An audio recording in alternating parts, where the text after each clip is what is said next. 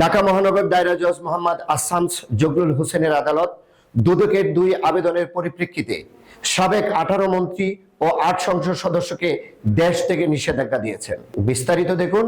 আমিনা ইসলামের প্রতিবেদনে। দেশ থেকে নিষেধাজ্ঞা যাদের বিরুদ্ধে: সাবেক আইনমন্ত্রী আনিসুল হক,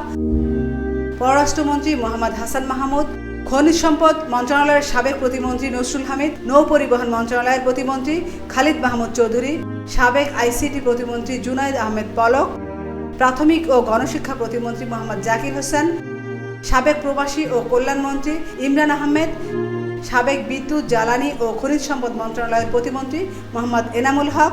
সাবেক স্থানীয় সরকার পল্লী উন্নয়ন ও সমবায় প্রতিমন্ত্রী স্বপন ভট্টাচার্য, সাবেক বাণিজ্য মন্ত্রী টিপু মুন্সি, সাবেক দুর্যোগ ব্যবস্থাপনা ও ত্রাণ প্রতিমন্ত্রী ডক্টর এনামুর রহমান, সাবেক স্থানীয় সরকার পল্লী উন্নয়ন ও সমবায় মন্ত্রী মোহাম্মদ তাজুল ইসলাম, সাবেক ধর্ম বিষয়ক মন্ত্রী ফরিদুল হক খান,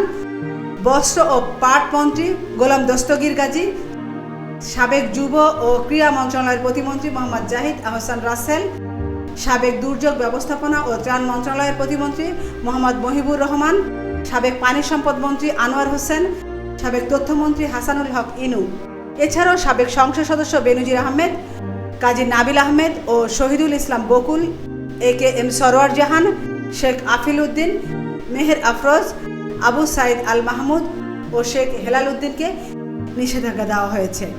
আমিনা ইসলাম, ডেস্ক রিপোর্ট, আজকের সংবাদ।